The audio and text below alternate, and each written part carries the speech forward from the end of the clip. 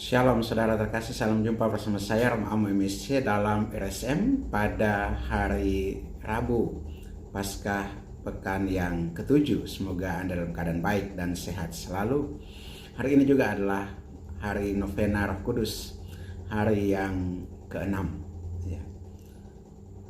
Kita dalam doa bersama dengan Bunda Maria dan juga para rasul menantikan Roh Kudus.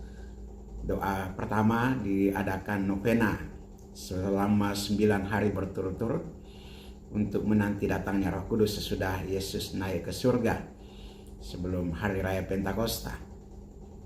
Dan pada hari ini kita disuguhkan firman Tuhan dari Injil Yohanes pasal 17 ayat 11b sampai dengan ayat 19 yang berisi tentang doa Yesus bagi murid-muridnya.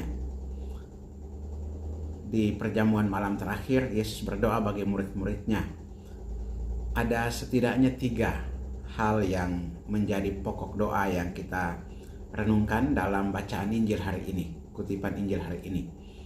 Yang pertama adalah Yesus berdoa kepada Bapa supaya Bapa memelihara para murid dalam nama Bapa sendiri, supaya mereka yang sudah diberikan kepada Yesus, supaya mereka menjadi satu, sama seperti Bapa dan Putra adalah satu. Dan di sini doa yang pertama adalah supaya ada persatuan antara umat dengan murid-murid Yesus, dengan Yesus sang guru sendiri, dengan Bapa sendiri. Yang kedua adalah Yesus berdoa supaya para murid yang masih tinggal di dalam dunia dipelihara dan juga dilindungi. Karena itu Yesus berdoa, "Aku tidak meminta supaya Engkau mengambil mereka dari dunia, tetapi supaya Engkau melindungi mereka daripada yang jahat." Dunia yang penuh dengan kejahatan, manusia gampang jatuh ke dalam dosa, gampang terpengaruh menjadi orang-orang jahat. Yesus berdoa supaya Bapa melindungi murid-muridnya dari yang jahat. Dan yang ketiga adalah Yesus berdoa supaya Bapa menguduskan para muridnya dalam kebenaran. Karena Bapa sendiri adalah kudus, maka para murid didoakan supaya menjadi kudus.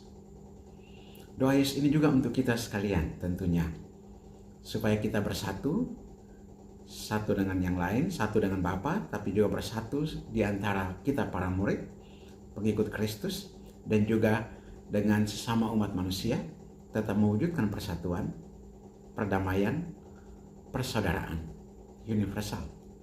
Yang kedua adalah supaya kita dilindungi dari yang jahat. Di sini juga supaya kita saling melindungi satu dengan yang lain, tidak saling memojokkan, tidak saling menjatuhkan, tidak saling membenci, tetapi mengampuni, melindungi satu dengan yang lain. Dan yang berikut adalah supaya kita juga saling menjaga satu dengan yang lain supaya tetap hidup kudus atau dikuduskan dalam kebenaran. Kita sudah dikuduskan Bapa melalui pembaptisan dan sakramen-sakramen gereja. Tentunya kita juga menjaga satu sama lain supaya tetap hidup dalam kekudusan.